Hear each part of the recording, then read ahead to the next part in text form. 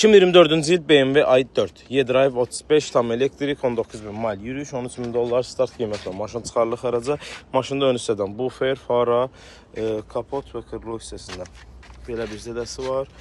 Maşında başqa bir hansı zədəsi yoxdur, digər fara normal vəziyyətdədir. Maşın sağdan təqdim eləyək, sağdan kırılısının ön hissəsində. Burada belə bir zədəsi var idi, qapılardan. Hər hansısa bir zədə yoxdur, arxa kırılıdır, buferdir, normal diya vəziyyətdir, arxa bagaj qapısında da hər hansısa bir problem yoxdur maşınımızın.